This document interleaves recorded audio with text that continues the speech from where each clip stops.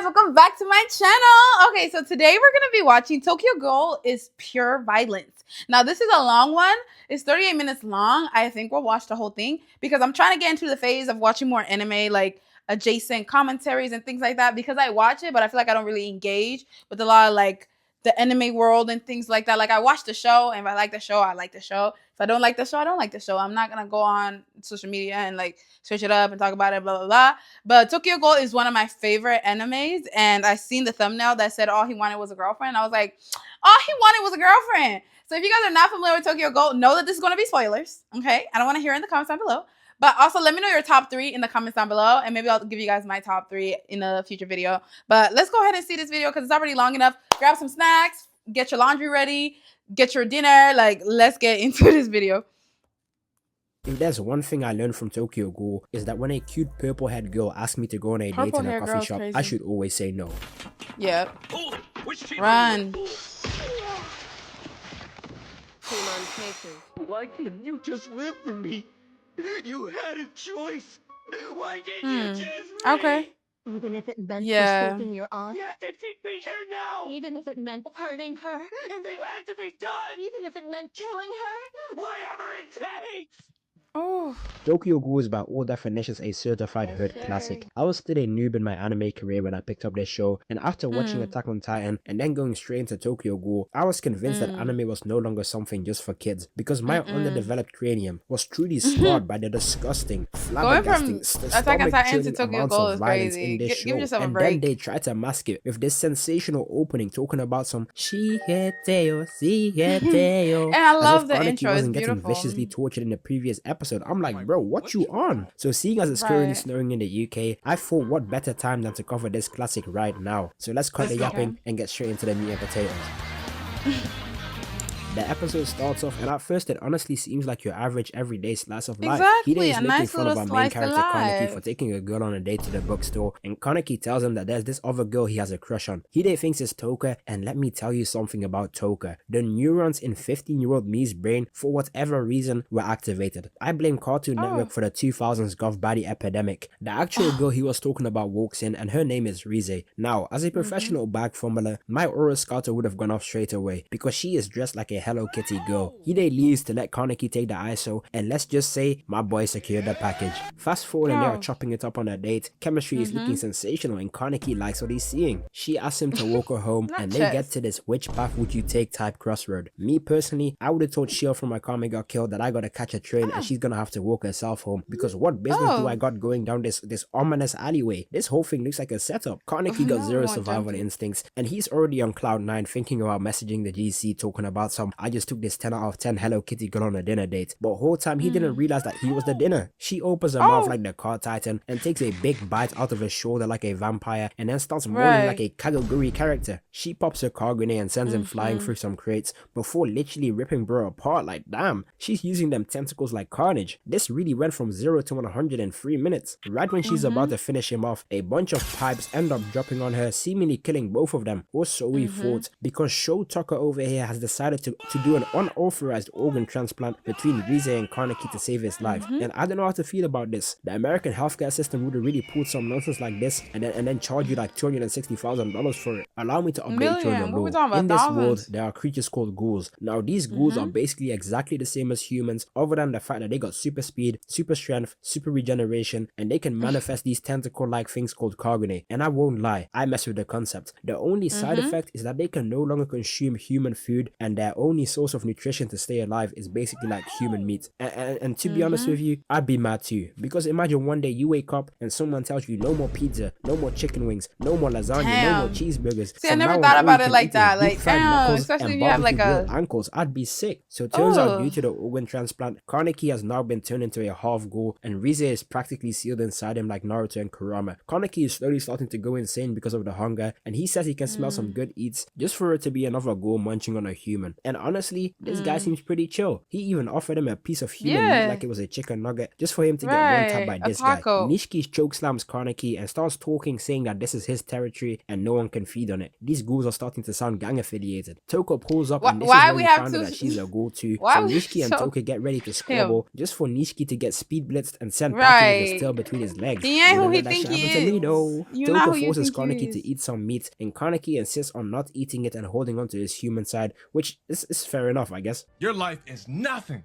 You serve zero purpose. You should kill yourself now. Kaneki starts violating the ghouls, saying how they are the spawn of Shaitan, just for Toka to put Bro into a Brawlhalla combo, followed by a command grab straight into the Iron Fist special. This is the type of nonsense I be going through on the back lines when my team is crying for heals on Marvel Rivals. After getting the silly smacked out of him, he asks Toka to help him, and that's when Grams pulls up to take him in. He gives him some coffee because it's supposed to help him with the hunger, and there Bro goes again crying. At first I was like, fair enough, but come on bro, pack it in. You're out here moving like Izuku Midoriya. Fast forward and Kaneki is trying to reintegrate back into society, so he meets up with his homie Hide, who takes him to meet one of his new friends, and turns out the bum that lost the 1v1 against the goth girl is the friend in question. After realizing Kaneki is the same ghoul from the other day, he takes them into yet another alleyway before absolutely eliminating Hide, and then chokeslamming Kaneki yet again. And I'm not gonna lie bro, people really be fake demons. How is bro doing all this talking after we just saw him get sunned like 1 episode ago? He lets go of Kaneki before hitting him with the Kakashi special, turning him into a Fire Fist ace. Nishiki goes to eat Hide, but Kaneki tries to defend him before getting Shido's spin kicked away. All this these jokes and everything are low-key spoilers for other shows. Hip, just kicking him around like a true egoist. Kaneki is out cold when he gets a flashback, finally awakening his Kagune. He swings at Nishiki before dodging the kick, closing the distance, and turning this man into a piece of abstract art. It's barely been an hour, and this man Nishiki is already 0-2. Whose mans is this?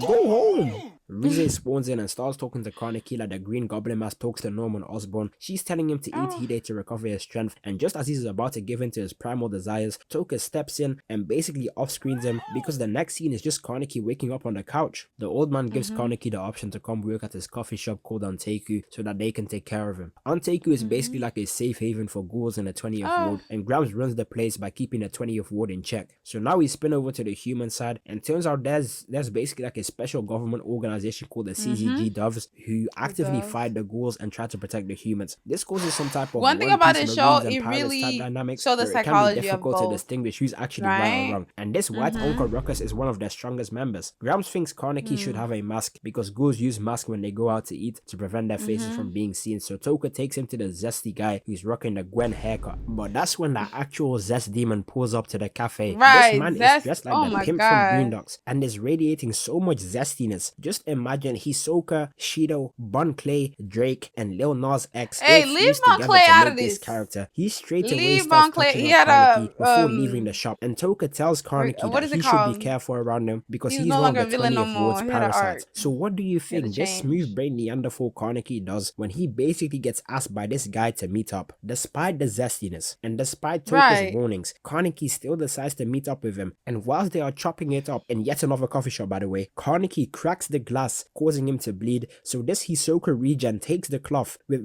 Kaneki's blood on it to the bathroom and begins sniffing it so much he basically has an orgasm, eyes rolling back and everything. Just for the scene to pan over to Kaneki in this guy's house taking a shower. Kaneki is an actual dodo because there's no way he has even an ounce of survival I've watched this show many times, but I never see this is why I need to watch these commentaries because it gives you an insight that you may have not thought about. I'm convinced you are putting yourself in these situations for the love of the game. You're a victim.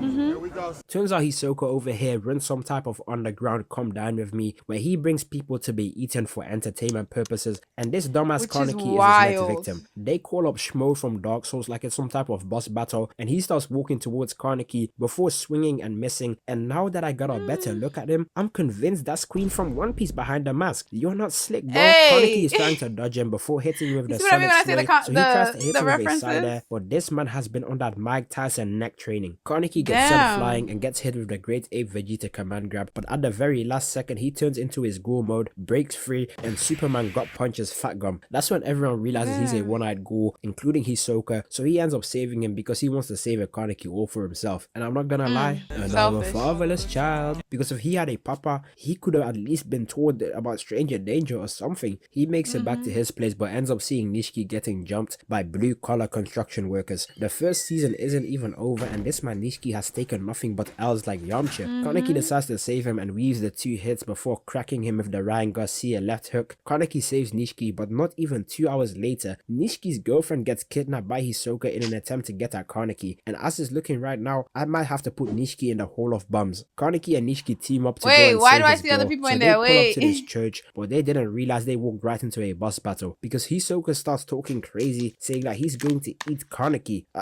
To each their own, I guess. He flash steps in thinking he's Aizen versus Ichigo, so Nishiki tries to sneak him, gets command grab, and smacked with a devious up special. Kaneki tries to hit him, but he's hitting nothing but air, before getting full countered with an overhand right, and just as it seems he was about to put Kaneki in 7 positions for 70 minutes, Toka saved the day again. They get to boxing, and this PDD affiliate literally self-reports. Remember when you were 14 and I was 18? Jesus. We'll never forget their beauty. Oh my god. Here we go again with the See, nonsense. I did not catch all of these. The Hisoka allegations. You know they got your mans. They got your mans on sex assault charges. Even Kaneki wasn't trying to hit these EDP it's a long antics video. and Got me hits some him with a snacks. 360 spin kick before they start jumping him like it's JJK. But he catches both the hands before drop kicking Toka and breaking Kaneki's arm. And to make it worse, he hits him with the Rengoku before getting aroused by the taste of his blood. You're weird, buddy. Weird. Toka goes for another sneak attack, but Hisoka pulls out his Kagune and makes her into a donut too. We get a Nishiki backstory, and turns out he had it pretty rough too. He ended up losing his sister, but after falling in love with his girlfriend and after getting dropped off by Kaneki, he went home and his girl found out that he was actually a ghoul, but still decided to stay with him. This is a W relationship. Travis Hunter should take notes. He goes in to protect her, but he just gets violently bodied over and over again. But you know, I'm getting the references. Despite your past, despite where you came from, and despite how you grew up, you can still change if you have the right people around you. Never feel like you should become a product of your environment, and continue to strive to be the best version of yourself. Okay, I'll stop. Kaneki asks who's stronger between Toka and Hisoka, so Toka says, nah, I'd win. So Kaneki lets her take a bite out of his body to regain her strength. Hisoka goes in for the attack, but just gets blasted away before Toka pulls out her own Kagune. Toka jumps out the smoke like a Five Nights at Freddy's jump scare, goes for the hit before falling back and landing a barrage of shots. It's cool to know that everyone's Kagune comes with its own set of abilities. Hisoka creates a British Zanpakuto and goes in for the slash. They are going hit for hit, but Toka is on straight demon timing, drags her Kagune like she's Sasuke wielding the Chidori before smacking this man with a lean down heavy. But this guy just gets up and starts saying it's finally getting interesting. Anime characters will get boomed like this, and then talk about some that was pretty decent, man. What do you mean decent? You just got Batista bumped. He goes for Nishiki's girl to try and get a top up, but he grabs him, holding him back long enough for Toka to turn him into future Gohan. Their day is saved, but Toka is still on that King Von timing because she wants to kill Nishiki's girlfriend because she saw their faces and could report them. And it's honestly fair enough. This is gonna be extremely niche, but who remembers that one episode in Avatar The Last Airbender when Korra convinced the Earthbender kid to help the old guy, and then the old guy just went to the Fire Nation and snitched on him anyways? Yeah, ever since then I've had trust issues. I'm with Toka. She ends up not going through with it because Migi calls her pretty, which made her realize that she isn't racist like all the other humans. We go back to Anteiku where we found some more lore about Hidemi and Ryoko. Their father got involved with some dangerous people, one of them being Jason, who's an S-rated ghoul and an absolute psychopath. This might be the real Jason. Turns out Hidemi's father was working with the humans to try and get Jason backed up. So when bro found out, he clapped him. But Hidemi and Ryoko still don't know that. We cut over to Jason and he's face to face with the white Uncle Ruckus investigator who's been non-stop killing ghouls and this other guy named Amon. They both wield these things called quinkes that are made by using body parts and turning them into weapons that are basically like handheld Kagune. And I'm not gonna lie, this is pretty tough. They start double teaming him and he's just sidestepping and weaving everything with his hands in his pockets. Look at the way he stepped back. He thinks he's something. But with their Kagunes, it's like in behind him, you're only as strong as he must your have knocked back opponent. 3 on his fist. Like it's not like they can get once, stronger but because he's you've just removed getting this weaved as and part of parried like the before creature or the baiting person. Jason to go of in the for the ghoul. hit, but Jason pulls out Like his own you can't level Kagune up. and That's breaks a it, and device all that you guys just use. to Once dip that out device anyways. breaks, then now And you have to don't find a new understand one. how I truly wish that he had killed both of them right there and then, because they end up finding Hidemi's father, brutally killing him, then turning him into a Quinke and using it as bait to lure Hidemi and her mother towards That was them. the saddest This is sick scene. work. Mado, I might just add you to the list of Shaitan's greatest soldiers. This is pure evil. After getting tricked to come here, Ryoko pulls out her own Kagune to to try and hold off Mado so her daughter can run away. Hinami ends up finding Kaneki, but this might be the worst person she could have run into. He has no badges, no Zenkai boost, no aura. They make it back to Hinami's mother, but this man Mado did her so bad all Kaneki could do was cover Hinami's eyes. But when I started thinking about it on a deeper level, I'm not even sure if you can really blame Mado. This is that two sides of the same coin concept anime loves to use, because on one hand we have the ghouls that are just like the humans and are just trying to do what they can to survive. Yes, some of them are evil like Jason and Rize, but same can be said for the humans. Like there are murderers and EDPs walking amongst our civilization too, and if you look at it from a third person perspective, the ghouls are to the humans what the humans are to the animals. I bet if you ask a cow what they think about humans, they're gonna say we are the most evil people of all time. The humans in this show are just unhappy that they are no longer the top of the food chain. So I guess when it comes down to it, it's up to your own sense of morality to decide who is right or wrong.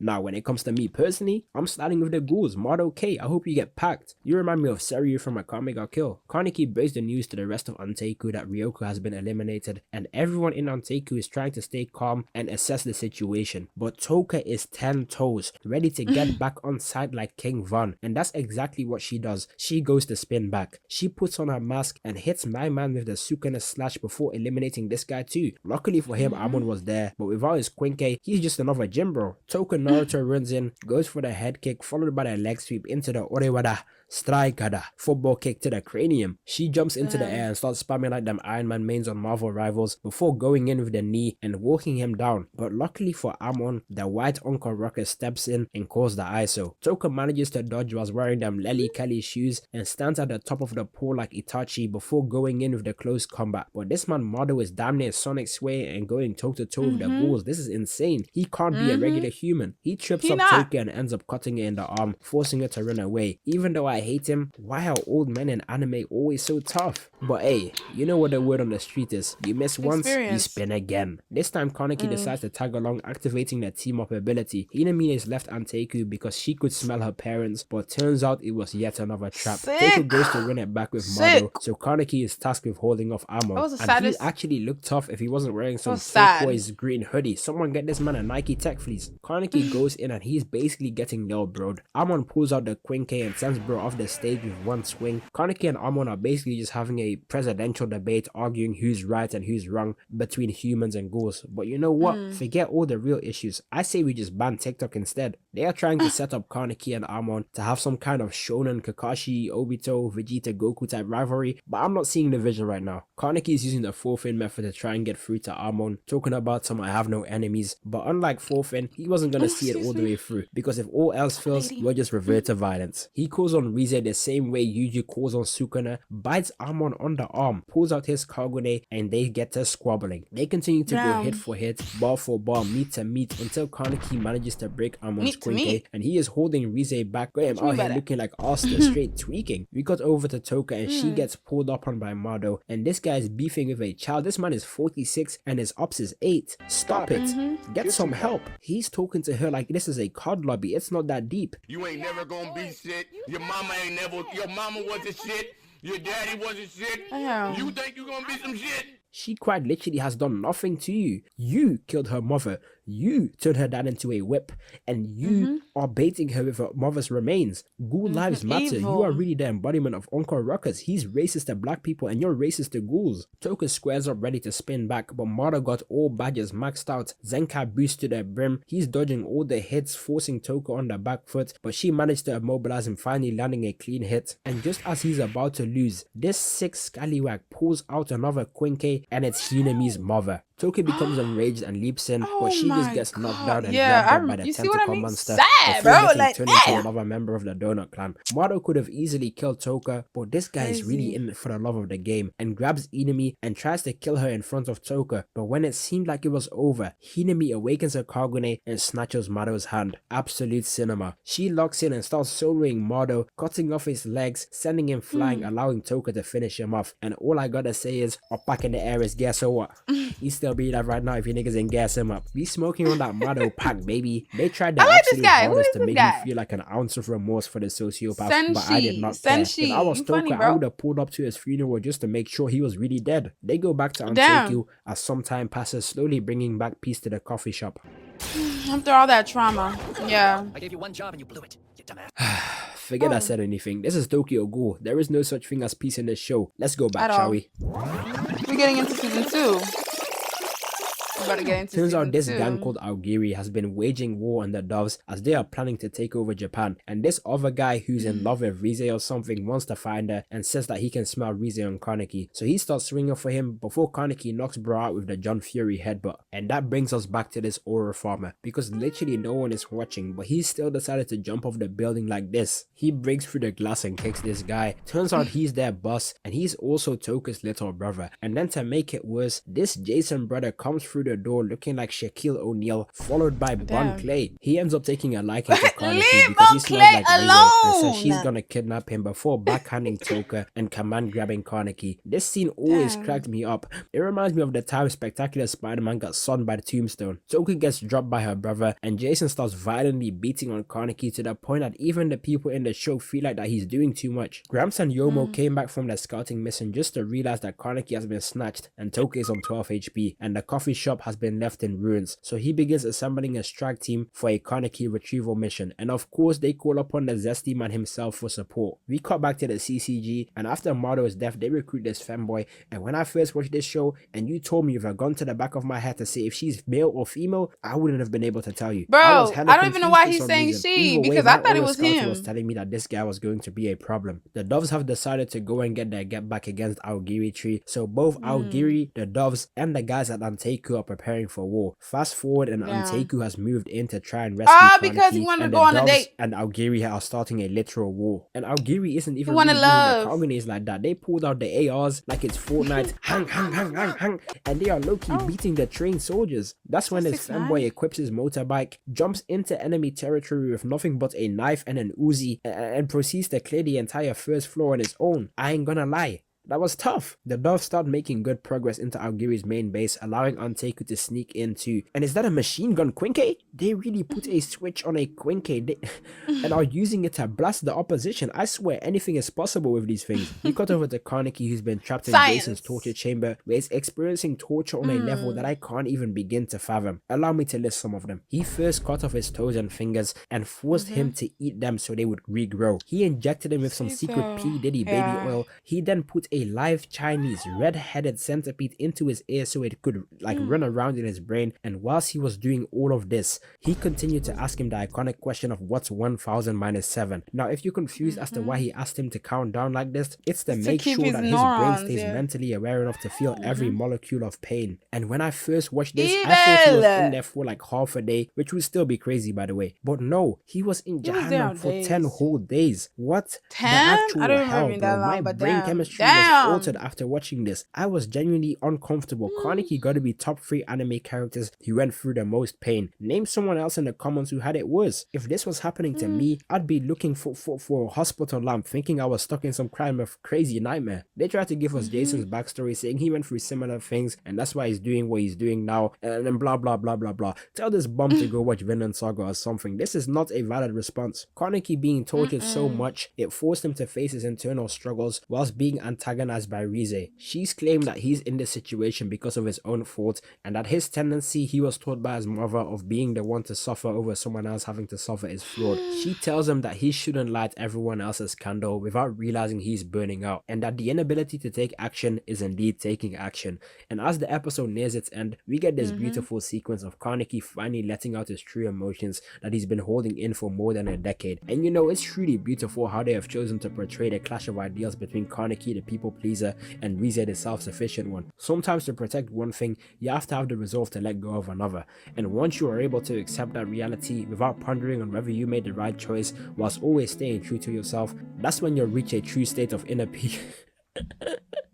Alright, I'll stop. I could probably do an entire video just talking about the philosophy and the true meaning behind this scene in Tokyo Ghoul. I truly think it's amazingly written, and I honestly can't do it justice by just describing it. As the Kaneki colors has his change Mahito through Yuji the moment different and accept Rize conversations, as his hair turns completely white from the stress he induced over the last 2 days. He devours Rize like a true egoist and breaks free from his shackles. We spin back to reality and Jason tries to eat him, but Kaneki escapes and starts choking him and takes a bite out of bro and then kicks him so hard he turns into a Beyblade. Kaneki's black nails are looking fabulous, and he even started copying Jason's finger cracking habit. And I won't lie, 15-year-old me was cracking my fingers like this for the next 2 weeks after I seeing rewatched this fight. that scene. Jason starts geeking out As before soon as that hooking music Kaneki started down playing, on we all know what's fours, up. where he is hitting Beat nothing his but air. ass, Kaneki bro. is Like, I ducking was and like, weaving before yeah. hitting Jason Yeah. with the Hippo Because what you uppercut thought this before he gets was? sent flying at Mach 10 Yeah. speed. We just Jason see is him breathing pull out heavy the like Zion centipede. Williams after running 3 suicides, but Kaneki just walks out like nothing happened, pulls out his carbonate while smiling, and continues to clash with Jason. He's going hit for hit before finally breaking his carbonate and hitting him with the nastiest down heavy in history. And to finish it off, he stabs him in the back and asks him the iconic question, what's 1000 minus 7? And this big behemoth literally begins crying from his own torture. Bro really went outside. Kaneki, a better man than me. I would have posted this one on the gram talking about some just gave Jason his 13th reason why. Hashtag Friday the 13th. Hey, I just wanted to say, if you made it this far, you should definitely subscribe to my channel. I'd appreciate it.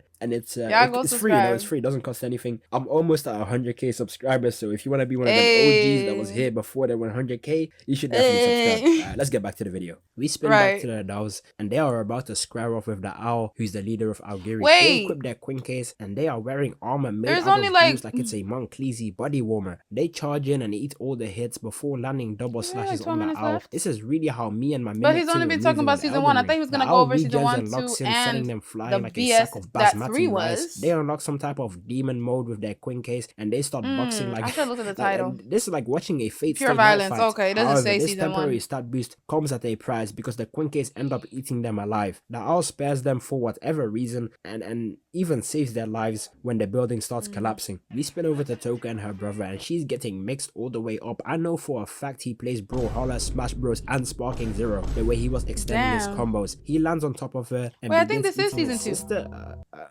I mean, to each their own, I guess. But just as he's about to finish her off, my white-haired aura farming goat steps in and saves her. Like, who's he feeling like? This man is out to hit him with the same nonsense Piccolo was doing to Cell after fusing with Kami. They end up in a fist struggle, but everyone has their quick time events on lock. Toka's brother tries to spam his glass shards, but Kaneki dodges all of them and then pops up in front of the screen like that guy on TikTok who solos Elden Ring bosses before gut checking him and basically sunning bro. But before the squabble can commence, he gets taken away by one of Algiri's members. Kaneki takes Toka to a safe space, and he's really in his Sasuke background now, basically telling her he's gotta leave the village and join Algiri so he can become stronger. Kaneki really said, damn, I'm too weak, I'm going to Orochimaru. Now, I'm going to be honest with you, a lot of unexplained random nonsense starts happening in the show, so I'm just gonna speedrun it so we can get to the good parts. Everyone in Anteiku goes back to normal. Toka decides to go to college. Mado's daughter joins the CCG and teams up with Amon, and they end up getting busy. Hide is still looking for Kaneki. Kaneki and Algiri go on a bunch of side missions. They end up freeing this guy who used to work for Jason, and he kind of reminds me of Mello from Death Note. And fast forward to right now, where Kaneki and Algiri are here on another mission to free a S-rated ghoul. They start dropping from the sky like it's a Fortnite lobby, and every time I see this girl with bandages, my aura scouter goes off.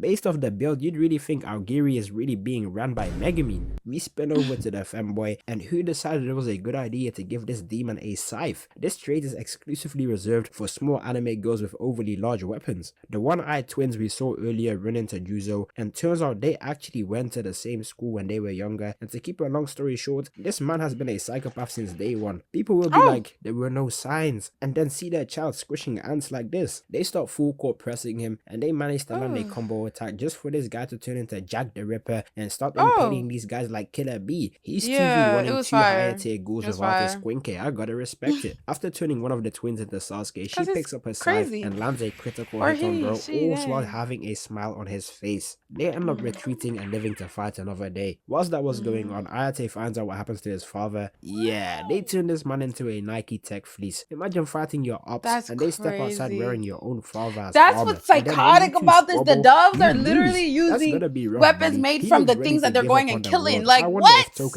And those people see that as like people, like they're... And I can tell this guy is going to be a problem when he was using chakra control like Prime Gara. He body checks Kaneki because he says he smells like Rize. How many enemies does Rize even have? laugh, bruh. She made ups with everyone and everything. She might be King Run. Sachi begins Naruto running before landing a two-piece combo on Kaneki. Kaneki blocks it and heals up before going in with his Kagune. This man dodges it and pulls some Baki type nonsense. You have no song where you need to be doing all that. He manages to land a hit, but this guy locks in before hitting him with the nastiest sendo uppercut I have ever seen, contorted his entire stomach. Kaneki is left scrambling before he gets hit with a leaf hurricane followed by a gum gum gatling. I don't know how to explain it, but this guy reminds me of an earthbender in Avatar The Last Airbender. Now I'm gonna be completely honest, I don't know if they butchered the scene or if I'm missing some type of context, but this entire season is so damn confusing because Kaneki goes into some Yuji and Sukuna type inner domain saying that he is weak and that and then the next scene he has like a new mask, a new Kagune, and he's now just fighting a whole other person. Like, what happened to Sachi and how did he get this new form? I mean, I'll go with the flow, I guess. It seems like Kaneki has gone insane and he now has a new centipede Kagune. He's going hit for hit with one of the doves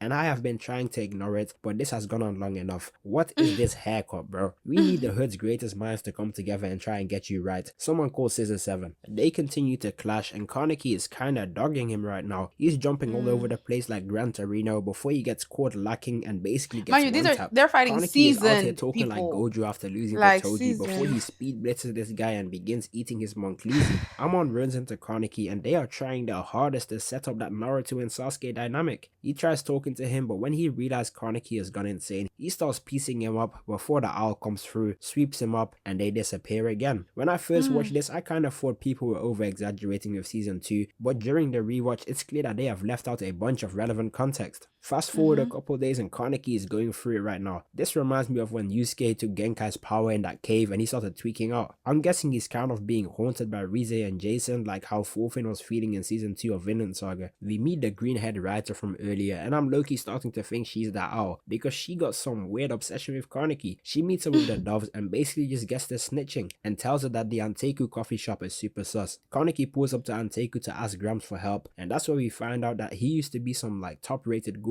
and he fell in love with a human woman and they ended up having a baby that turned out to be the one-eyed ghoul we know today. Oh, and Grams is actually the original owl. We get some more development between Kaneki and Toke, which was and a I nice really touch. this I was really the love end that. of the violence, but I forgot Toke is a real tsundere. What I will give them credit for is the way they built suspense. This calm before the storm type feeling. We got a lot of relationship and character development. Like they even made me care about this random a little bit. Naruhaya really got kicked out of Blue Lock and started hunting ghouls in Tokyo Ghoul. Kaneki is walking through the city when it says on the news that the CCG is gonna raid Anteku. That green-haired girl really snitched for no reason. No Big Mac, no nothing. Just for the love of the game. So you already know what time it is. Let the squabble commence. The doves pull up to Anteku, but Kaya and Angie step out fitted from head to toe. So all the devil ape nonsense wasn't just talk after all. Got him out here with the demon mask and the can of the goose. They step in and get to work, soloing an entire platoon that they are murdering in 2012. They jump up and summon their old gangs, and I won't lie, this is tough. I started getting too hyped. Turns out Angie and Kaya were once the leaders of the Black Dogs and the Devil Apes like 20 years ago, and they were basically like the Bloods and the Crips, straight up sworn enemies. But the old man recruited them to keep them out of trouble. He's basically like that one uncle who'd be giving out jobs to the youth to keep them off the streets. They even the numbers, but that's when Stampede from Dragon pulls up saying he's trying to spin it back. And then Knuckles from Hunter x Hunter says he's gonna run the ones with the Devil Apes. Let the squabble commence. Or if I can even call it that, because the Black Dogs get snuck while trying to protect an old lady and the Devil Ape gets blasted with that Pack-a-Punch 3000. They really just turning Quinkes into anything because why is bro wielding a damn Zapatron? Luckily the boy savior pulls up right on time. The 20th Ward's crybaby, Ken Eye Patch Kaneki. He smacks bro away before off-screening the other NPCs. We cut back over to Grams and I owe you an apology. I wasn't really familiar with your game because he got the aura farming on lock. He pulls up in the smoke, dripped out of the hooded cape before slowly transforming while spitting nothing but absolute bars. Dread it,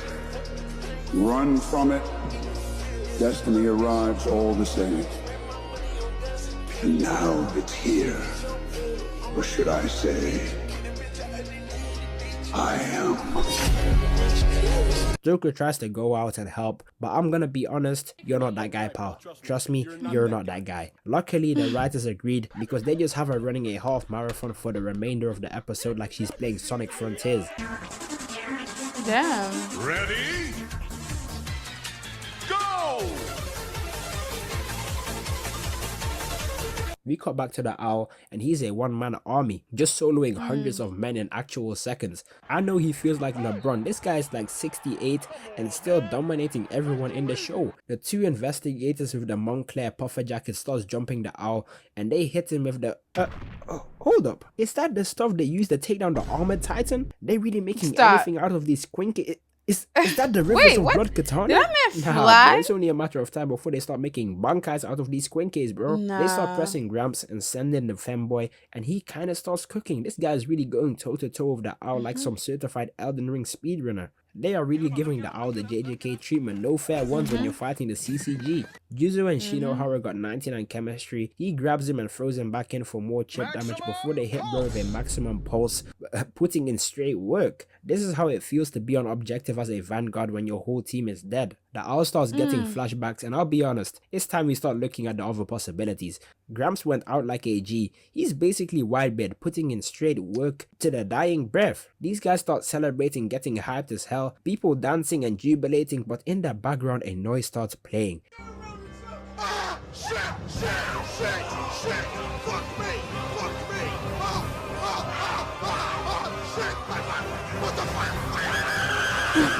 And from the top ropes like Radon, the real owl Superman lands in. This is how I felt when I got Malekith down to half health just for bro to have a second stage. I was sick to my stomach. What the owl they were fighting before was the owl light, because this right here is the real owl out here smiling like Maharaga. Look at the actual aura emanating. Even this crash out is perplexed. The owl one taps Shinohara and puts Juzo out of commission instantly, and it seems like it's the first time Juzo felt a true feeling of sadness. I actually felt kind of bad for bro, and I guessed it. Amon and Kaneki are having their big 1v1 final valley Naruto versus Sasuke type nonsense, so you already know what it is. Let the squabble commence. Amon starts applying full court pressure to Kaneki, but Kaneki is parrying most of the hits while still protecting the humans. Amon and Kaneki would have probably been really good friends had they met under different circumstances. Kaneki leaps in and hits Amon with an up air, but he gets up and evolved his weapon into some type of Excalibur, and you already know an anime character is locked in when his eyes go all white. He begins turning Kaneki into Swiss cheese before Kaneki takes the high ground and tries to attack Amon like he's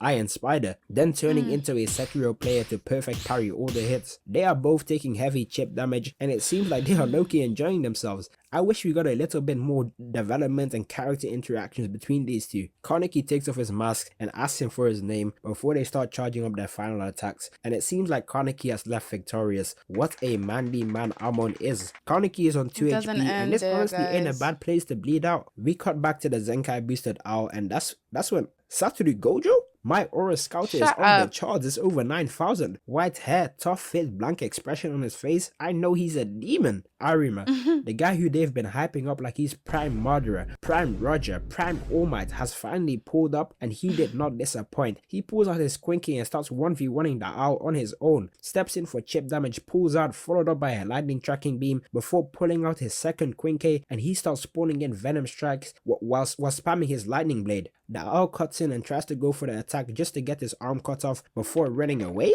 This guy has to be the Levi Ackerman of Tokyo Ghoul. If he turned up earlier, it would have been raps. Whitehead anime characters got a 99% chance of being tough. Kaneki is bleeding out, but he makes it to Anteku when Hide shows up, and I'm not gonna lie, I forgot about this guy, bro. Turns out he joined the CCG also he could try and find Kaneki, but he ended up getting badly wounded. He also knew Kaneki was a ghoul this whole time, and it's really rough out here. This scene kinda hit, I won't lie. Ken Kaneki, man, born to be a slice of life romance protagonist, but forced to be a pain-enduring shonen MC. Hide ends up dying from bleeding out, and that's when we get this iconic scene of Kaneki holding Hide in the snow whilst walking towards the doves. And the way they did this, with everyone just looking at Kaneki holding one of their own, whilst there are just a bunch of bodies of ghouls and humans alike, is just beautiful. Oh, see here, tail, you're so sikumi wo. Boku no nakani. So sad. I